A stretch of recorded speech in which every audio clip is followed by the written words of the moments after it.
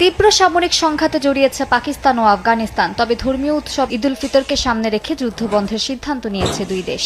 পাকিস্তানের তথ্যমন্ত্রী আতাউল্লাহ তারার জানান, স্থানীয় সময় বৃহস্পতিবার মধ্যরাত থেকে মঙ্গলবার পর্যন্ত এই সিদ্ধান্ত কার্যকর থাকবে। সৌদি আরব, কাতার ও তুরস্কের অনুরোধে এবং ইসলামী মূল্যবোধের প্রতি সম্মান রেখেই এই সিদ্ধান্ত এসেছে বলে জানান তিনি।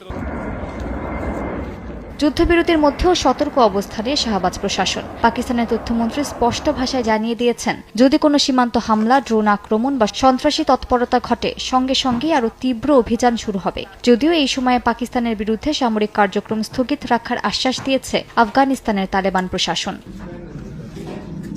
কাবুলে একটি মাদক পুনর্বাসন কেন্দ্রে বিমান হামলায় শতাধিক মানুষ নিহতের অভিযোগ তোলে আফগানিস্তান। জাতিসংঘ অন্তত 143 জনের মৃত্যুর তথ্য দিয়েছে। যদিও পাকিস্তানের দাবি প্রত্যাখ্যান করে বলেছে, তারা কেবল সন্ত্রাসী অবকাঠামোতেই হামলা চালিয়েছে। গ্লিটারের টুইন লেমন ও অ্যান্টিব্যাকটেরিয়াল ফর্মুলা বাসনকে চকচকে জীবাণুমুক্ত করে আমাদের দেয় গ্লিটার গ্যারান্টি।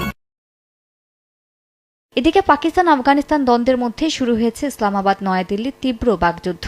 আফগানিস্তানের কাবুল ও নানগারহারে চালানো বিমান হামলা ঘিরে ভারতের সমালোচনাকে ভিত্তিহীন ও বিভ্রান্তিকর বলে মন্তব্য করেছে পাকিস্তান। পররাষ্ট্র দফতরের মুখপাত্র তাহির আন্দ্রাবি বলেন, সন্ত্রাসী অবকাঠামো লক্ষ্য করে চালানো অভিযানের বিষয়ে ভারতের মন্তব্য অযৌক্তিক ও উদ্দেশ্যপ্রণোদিত। তার দাবি, পাকিস্তানের বিরুদ্ধে আফগান মাটিতে সন্ত্রাসবাদে ভারতের সম্পৃক্ততার প্রেক্ষাপটে এমন বক্তব্য দ্বিচারিতার উদাহরণ।